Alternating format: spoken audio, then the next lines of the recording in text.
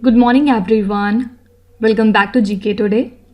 आई hope आप सब बिल्कुल ठीक होंगे और आज हम डिस्कस करने वाले हैं 25 जनवरी के सबसे मोस्ट इम्पॉर्टेंट करंट अफेयर्स। चलिए अपना सेशन हम शुरू करते हैं। विच institution releases the annual status of education report. ये रिपोर्ट हाल ही में रिलीज़ करी है एनजीओ प्रथम ने, और इस रिपोर्ट में इन्होंने बताया कि जो स्टूडेंट का एनरोलमेंट है वो प्री पैंडमिक लेवल से अब काफ़ी ज़्यादा इंक्रीज़ हो गया है। ठीक है, इसके अलावा इन्होंने वार्न किया है कि जो फाउंडेशनल स्किल्स हैं रीडिंग और अरिथमेटिक की, उसमें जो लर्निंग गैप है वो काफ़ी ज़्यादा वाइडन होता जा रहा है। ठीक है, तो रिपोर्ट में क्या है ये आपसे कभी भी नहीं पूछा जाएगा, बस याद रखिएगा कि annual status of education report को कौन रिलीज़ करता है, ये है एनजीओ प्रथम। ओके, देखिए इसके अलावा हाल ही में एक report reserve bank of India ने भी लॉन्च करी है और इस रिपोर्ट का नाम है state finances a study of budget.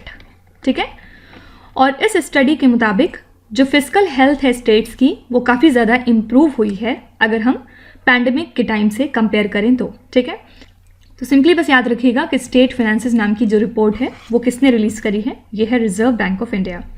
फिर इसके बाद एक और रिपोर्ट है जिसका नाम है world employment and social outlook report trends every year नाम पे। ठीक है, और ये रिपोर्ट रिलीज़ करती है हर साल इंटरनेशनल लेबर ऑर्गेनाइजेशन।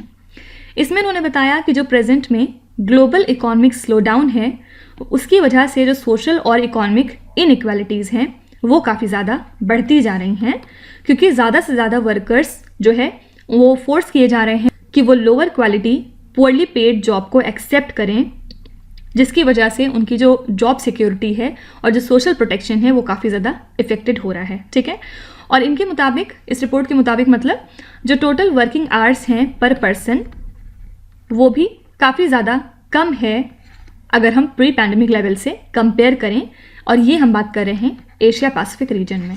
ठीक है, तो बस ध्यान रखिएगा कि world employment and social outlook नाम की रिपोर्ट कौन रिलीज़ करता है, इंटरनेशनल लेबर ऑर्गेनाइजेशन। हेडक्वार्टर्स कहाँ पे है, जेनेवा स्विट्जरलैंड में। नेक्स्ट है which financial services company announced the new phase of its girls for tech programme in India. तो कौन सी फाइनेंशियल सर्विसेज कंपनी है जिसने हाल ही में अनाउंस किया है गर्ल्स फॉर टेक प्रोग्राम का अपना नया फेज, ये है मास्टर कार्ड। इन्होंने अनाउंस किया है इस प्रोग्राम को, इसका नया फेज, और इसके वजह से लगभग 10,800 गर्ल्स को फ़ायदा पहुंचेगा from 30 government schools in the state of Tamil Nadu. ठीक है, और इस स्कीम को सपोर्ट करती है मास्टर कार्ड इम्पैक्ट फंड, जो कि रन होती है in partnership with American India foundation. ठीक है, साथ ही याद रखिएगा कि ये जो प्रोग्राम है जब इसका एक्सपेंशन हो जाएगा उसके बाद एम किया जा रहा है कि 1 लाख फीमेल स्टूडेंट्स तक पहुंचा जाए अक्रॉस द कंट्री बाय 2024, ताकि इनको इनकरेज किया जा सके कि वो स्टेम एजुकेशन में आगे आएँ। ठीक है, स्टेम क्या है, science, technology, engineering and mathematics. Okay, तो याद रखिएगा ये किसका प्रोग्राम है, आंसर हो जाएगा मास्टर कार्ड। नेक्स्ट है, नेक्स्ट क्वेश्चन एक्चुअली काफ़ी इंटरेस्टिंग है। Which countries population has declined for the first time in 61 years with the fall of रफली 8,50,000। कौन सी कंट्री की पॉपुलेशन हाल ही में पिछले 61 सालों में पहली बार है कि जब कम हुई है, और कितने की कमी आई है, 8,50,000 की। ये है चाइना की पॉपुलेशन। हमेशा हम देखते हैं कि चाइना क्योंकि मोस्ट पॉपुलस कंट्री है, इसकी पॉपुलेशन में हमेशा इजाफा होता है, लेकिन पिछले 61 ईयर्स में पहली बार ऐसा हो रहा है जब यहाँ की जो पॉपुलेशन है वो डिक्लाइन हुई है, और ये बताया है स्टैटिस्टिक किसने रिलीज़ किया है, नेशनल ब्यूरो ऑफ स्टैटिस्टिक ने। ठीक है, और लास्ट टाइम कंट्री की पॉपुलेशन कब डिक्लाइन हुई थी, 1960s के दौरान अंडर माओ जेडोंग्स लीडरशिप, जब ग्रेट चाइनीज फेमाइन आया था उस टाइम। ठीक है, तो याद रखिएगा पहली बार है जब चाइना की जो पॉपुलेशन है वो कम हुई है पिछले 61 ईयर्स में। नेक्स्ट है what is the wholesale price inflation in December 2022 in India. December month के लिए होलसेल प्राइस इन्फ्लेशन क्या है आपको ये बताना है। तो जो एनुअल रेट ऑफ इन्फ्लेशन है based on all India wholesale price index, ये 4.95% है दिसंबर 2022 के लिए, और ये फिगर कितना था नवंबर मंथ में, तो ये था 5.85% for the month of November. और ये जो डिक्लाइन हमें देखने को मिल रहा है इन्फ्लेशन में, वो किस वजह से है? Because of fall in the prices of food articles, mineral oils, crude petroleum, natural gas, food product, textile and chemicals etcetera. ठीक है, सिंपली याद रखिएगा दिसंबर मंथ के लिए होलसेल प्राइस इन्फ्लेशन कितना है? ये है 4.95%। नेक्स्ट है, which country has unveiled one of the world's strictest anti tobacco laws? कौन सी कंट्री है जिसने हाल ही में दुनिया का सबसे टफेस्ट, आप कह सकते हैं, एंटी टोबैको लॉ हाल ही में इम्प्लीमेंट कर दिया है? ये कंट्री है मैक्सिको। मैक्सिको ने बहुत टफ एंटी टोबैको लॉज बना दिए हैं और इसी के साथ इन्होंने टोटल बैन कर दिया है स्मोकिंग के ऊपर पब्लिक प्लेसेस में। फाइन। और इस स्टेप को पहली बार अप्रूव किया गया था 2021 में। साथ ही इन्होंने टोबैको की एडवर्टाइजिंग के ऊपर भी बैन लगा दिया है। और बहुत सारे डिफरेंट लैटिन अमेरिकन कंट्रीज़ ऐसी हैं जिन्होंने लेजिस्लेशन पास किया स्मोक फ्री पब्लिक स्पेसेस को क्रिएट करने के लिए। और जो मैक्सिको का एग्जिस्टिंग 2008 का कानून था, इसके मुताबिक स्मोक फ्री स्पेसेस बनाया गया है बार्स में, रेस्टोरेंट्स में और वर्क प्लेसेस में। और अब इसको और ज़्यादा एक्सपैंड करके टोटल बैन कर दिया गया है स्मोकिंग के ऊपर। ठीक है, तो याद रखिएगा दुनिया का सबसे टफेस्ट कानून टोबैको के ऊपर किसने बनाया है? ये कंट्री है मैक्सिको। नेक्स्ट क्वेश्चन आपका साइंस एंड टेक्नोलॉजी से है। As per a new study, noise pollution affects the ability of which species to communicate. एक नई स्टडी के मुताबिक आपको बताना है कि जो नॉइस का पोल्यूशन है वो कौन सी स्पीशीज के कम्युनिकेशन को हैम्पर करता है। तो एक नई स्टडी के मुताबिक जो नॉइस जनरेट होती हैं ह्यूमन एक्टिविटी की वजह से, उसकी वजह से डॉल्फिन्स को काफ़ी ज़्यादा प्रॉब्लम हो रही है। ठीक है, और इसकी वजह से डॉल्फिन्स जो हैं वो प्रॉपरली कम्युनिकेट और कोऑर्डिनेट एक दूसरे के साथ नहीं कर पाती हैं। और एक और स्टडी में ये बताया गया कि जैसे जैसे जो अंडर वाटर नॉइज़ है वो बढ़ता है, वैसे वैसे जो डॉल्फिन्स हैं वो एक दूसरे के ऊपर शाउट करना शुरू कर देती हैं, चिल्लाने लगती हैं, क्योंकि उनका कम्युनिकेशन प्रॉपर तरीके से नहीं हो पाता है। ठीक है, और जाहिर सी बात है जो भी लाउड मैन मेड इंटरफेरेंसेज हैं वर्ल्ड ओशन के पास, फॉर एग्जांपल हमारे ship engines, oil and gas की जो ड्रिलिंग होती है, कंस्ट्रक्शन वगैरह अलॉन्ग द कोस्ट और नियर बाय एयरक्राफ्ट, ये सब जो है डॉल्फिन्स के कम्युनिकेशन को काफ़ी ज़्यादा हैम्पर कर रहे हैं। फाइन, तो याद रखिएगा यहाँ पे करेक्ट आंसर है डॉल्फिन्स।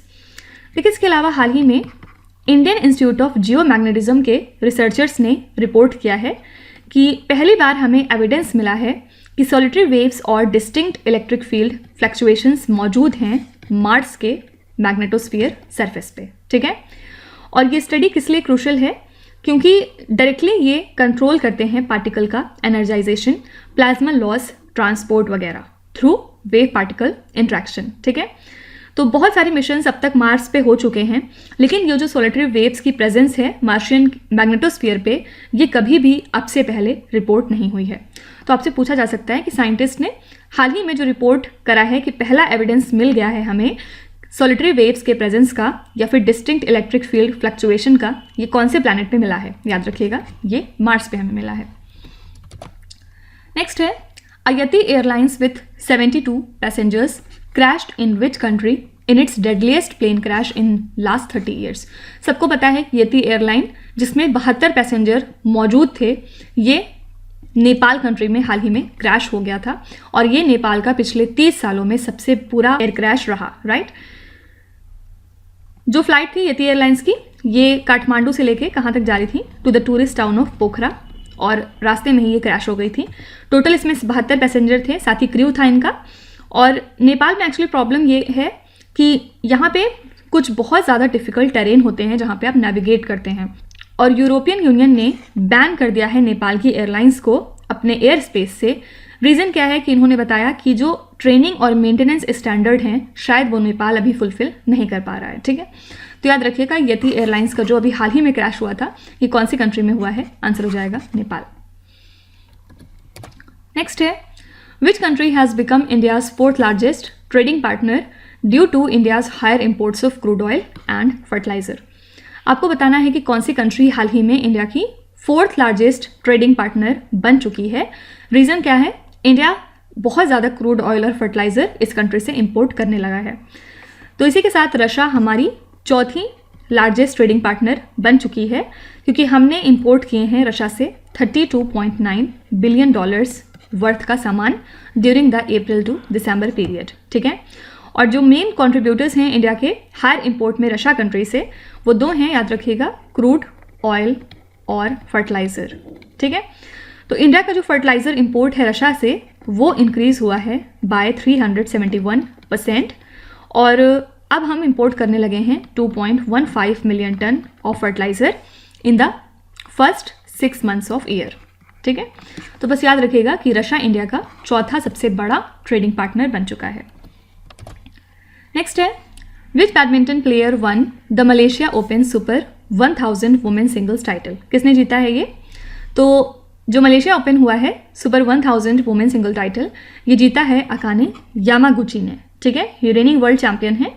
और अगर हम मेन सिंगल्स टाइटल की बात करेंगे तो याद रखिएगा मेन सिंगल्स जीता है विक्टर एक्सेल्सन ने, ठीक है।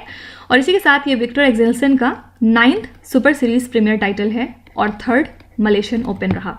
मिक्स डबल्स की अगर हम बात करें तो वर्ल्ड नंबर 1 चाइनीज प्लेयर जेंग सिवेई और हुयांग यकियोंग, इन्होंने सीजन का पहला सुपर सीरीज प्रीमियर टाइटल जीता है।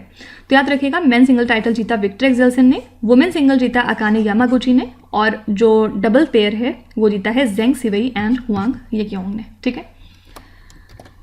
नेक्स्ट है, which state government is set to divest its 49% stake in its power generation corporation.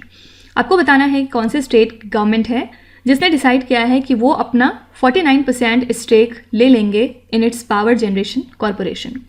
ये है उड़ीसा की गवर्नमेंट। इन्होंने ये प्रोसेस इनिशिएट कर दिया है जिसमें इन्होंने डिसाइड किया है कि 49% जो स्टेक है उड़ीसा पावर जनरेशन कॉरपोरेशन में वो डाइवेस्ट कर देंगे।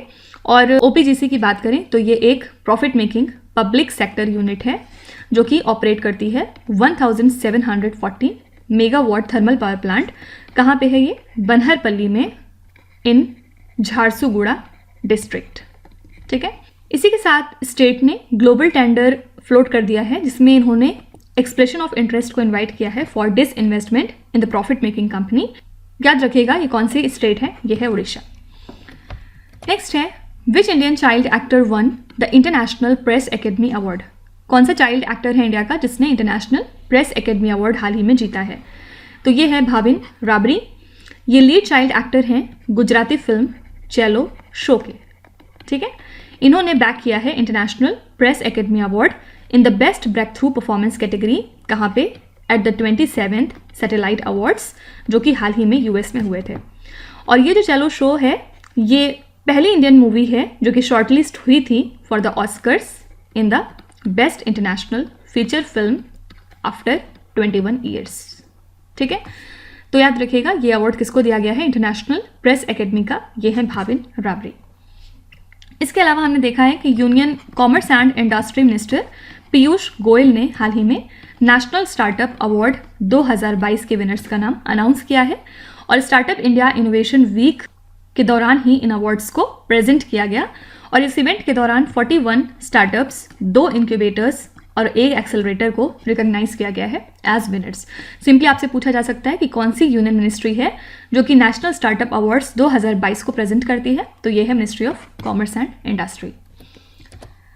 नेक्स्ट है, which Indian state is the, यहाँ पे होस्ट होना चाहिए, host of Yonex Sunrise India open 2023। आपको बताना है कि इस इवेंट के लिए होस्ट कौन से इंडियन स्टेट है। तो इंडियन ओपन जिसको हम ऑफिशियली कहते हैं योनेक्स सनराइज इंडिया ओपन 2023, ये जो है नई दिल्ली में स्टार्ट होने वाला है। और ये टूर्नामेंट इंडिया में 2008 से कंडक्ट किया जा रहा है, लेकिन ये पहली बार है जब इंडियन ओपन कंडक्ट हो रहा है in the super 750 status category, ठीक है। तो इसमें टॉप प्लेयर्स पार्टिसिपेट करेंगे फ्रॉम 29 कंट्रीज और टोटल 97 प्लेयर्स compete करेंगे डिफरेंट तरह के कैटेगरीज में। फाइन, सिंपली याद रखिएगा कि योनेक्स सनराइज इंडिया ओपन 2023 के लिए होस्ट कौन सा प्लेस है इंडिया का? ये है नई दिल्ली।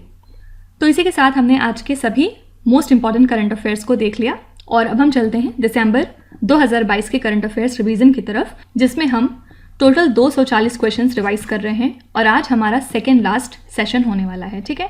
कल इसका लास्ट और फाइनल सेशन होगा जिसमें हम पूरे 240 क्वेश्चन कवर कर लेंगे और उसके बाद फिर हम नवंबर मंथ की तरफ चलेंगे, ठीक है। चलिए शुरू करते हैं। क्वेश्चन नंबर 211 देखते हैं। What is the name of the new scheme announced under station redevelopment drive of ministry of railways. तो मिनिस्ट्री ऑफ रेलवेज ने हाल ही में एक नई स्कीम को फॉर्मुलेट किया था, जिसमें इन्होंने डिसाइड किया कि 1000 से भी ज़्यादा स्मॉल स्टेशंस को मॉडर्नाइज किया जाएगा अगले आने वाले सालों में, और इस ड्राइव का नाम इन्होंने रखा अमृत भारत स्टेशन स्कीम। ठीक है, ये इनका एक तरह का स्टेशन रीडेवलपमेंट ड्राइव है। Home affairs ministry and which state signed cessation of operations agreement with ZUF arm group.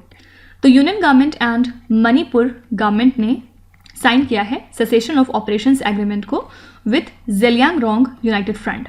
ये क्या है? ये एक तरह की Manipur based Naga armed group है जो कि एक सेपरेट स्टेट डिमांड कर रही है for the Zeliangrong Naga tribe. ठीक है। Road transport ministry releases road accidents in India 2021 as per the framework provided by which institution.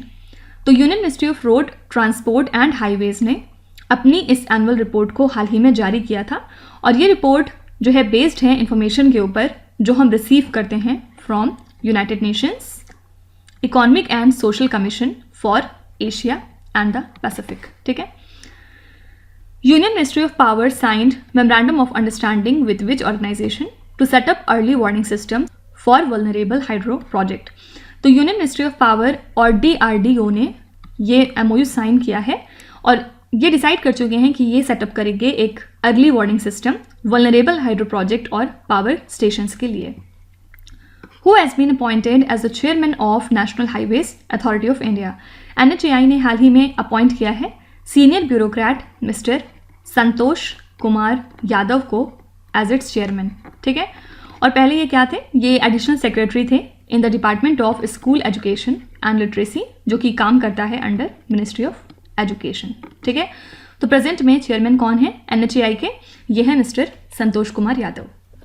Next है, as per the Centre for Economics and Business Research India will become a $10 trillion economy by which year.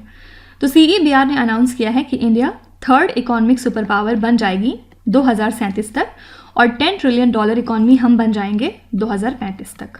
ठीक है। As per the IMF's recent Article 4 consultation report, what is the forecast for India's economic growth in financial year 24? इस paper के मुताबिक India का जो economic growth है वो expect किया जा रहा है 6.1% पे इन फाइनेंशियल ईयर 24। पहले इन्होंने एस्टिमेट किया था 6.8%, लेकिन जो ऑयल प्राइसेस हैं वो काफ़ी ज़्यादा इंक्रीज़ हो रहे हैं, साथ ही एक्सटर्नल डिमांड काफ़ी कम हो रही है। ये सब रीज़न है जो इन्होंने इसको फिर कम कर दिया। Which country's president outlined a 10-point peace plan recently? हाल ही में यूक्रेन के प्रेसिडेंट ने 10-point peace plan आउटलाइन किया था रशिया के साथ अपनी वॉर को ख़त्म करने के लिए। Australia's men's test player of the year award has been named after which player. तो ऑस्ट्रेलिया ने अपना men's test player of the year award रखा है शेन वॉर्न के ऊपर। ठीक है। हमें पता है कि कुछ दिनों पहले इनका निधन हो गया था, उन्हीं को ट्रिब्यूट पे करने के लिए ये किया गया है। India signed $125 million loan deal with which institution to improve urban services in the state of Tamil Nadu? तो इंडिया की गवर्नमेंट ने एशियन डेवलपमेंट बैंक के साथ ये डील साइन करी है कि अर्बन सर्विसेज को इम्प्रूव किया जाएगा तमिलनाडु स्टेट में। ठीक है। और जो भी वहाँ पे सीवेज मैनेजमेंट वगैरह है वो सब इससे काफ़ी ज़्यादा इम्प्रूव हो जाएगा। फिर ADB का हेडक्वार्टर्स कहाँ पे है? फिलीपींस में। नेक्स्ट है, which union ministry has been approved as the nodal ministry for the matters relating to online gaming। याद रखिएगा, ministry of electronics and IT को अपॉइंट किया गया है as the nodal ministry for the matters जो कि related होते हैं ऑनलाइन गेमिंग से, जिसमें किसी न किसी तरह का मॉनिटरी रिस्क इन्वॉल्व होता है। इसके अलावा जो हमारी मिनिस्ट्री है यूथ अफेयर्स एंड स्पोर्ट्स की, ये जो है रेगुलेट करेगी E-स्पोर्ट्स को, मतलब ऐसे वीडियो गेम्स जिसमें मनी इन्वॉल्व नहीं होती है। ठीक है। और इंडिया की जो गेमिंग मार्केट है वो प्रेजेंट में $2.6 बिलियन वर्थ है, और इसकी वर्थ हो जाएगी $8.6 बिलियन कब तक? 2027 तक। What is the name of the digital project funded by the Google to map the language diversity of India? तो गूगल ने एक प्रोजेक्ट इनिशिएट किया था जिसका नाम था प्रोजेक्ट वानी। ठीक है। एम क्या था? लैंग्वेज डाइवर्सिटी ऑफ इंडिया को मैप करना, स्पीच सेट को बेसिकली कलेक्ट करके 1 मिलियन लोगों के in 773 district. बस ये याद रखिएगा, इस प्रोजेक्ट का नाम क्या है, प्रोजेक्ट वानी. International carbon exchange private limited is the wholly owned subsidiary of which institution. तो इंडियन एनर्जी एक्सचेंज ने हाल ही में अनाउंस किया कि ये सेटअप करेंगे अपनी एक होली ओन्ड सब्सिडरी जिसका नाम है international carbon exchange private limited. ठीक है, इसके थ्रू पार्टिसिपेंट्स को इनेबल किया जाएगा कि वो वॉलेंट्री कार्बन क्रेडिट्स को बाय और सेल कर सकते हैं कॉम्पिटिटिव प्राइसेस पे अपने प्लेटफॉर्म पे, और इसी के साथ हम global greenhouse gas emission को रिड्यूस करेंगे बाय 45%. कौन से साल तक, 2030 तक. Which company has recently backed 255 megawatt hybrid wind and solar project in the state of Karnataka. ये है टाटा पावर की subsidiary Tata power renewable energy. इन्होंने डिसाइड किया है कि ये सेटअप करेंगे 255 megawatt hybrid wind and solar power project. कहाँ पे, कर्नाटका स्टेट में. As of 2022 what is the minimum wage fixed for the labourers in India. तो 2022 तक मिनिमम वेज लेबरर्स के लिए फिक्स रखा गया है 178 रुपीज़ पर डे. ठीक है. और जो मिनिमम वेज और लिविंग वेज होता है उसमें यूजुअली 10 to 25% का डिफरेंस होता है. याद रखिएगा, प्रेजेंट में मिनिमम वेज है 178 रुपीज़ पर डे. तो इसी के साथ हमने दिसंबर मंथ के टॉप मोस्ट 15 क्वेश्चंस देख लिए, और कल हमारा लास्ट सेशन रहेगा इसमें, जिसमें हम क्वेश्चन नंबर 226 से लेके क्वेश्चन नंबर 240 तक कवर कर लेंगे. फाइन. और इसके बाद हम चलेंगे नवंबर मंथ की तरफ.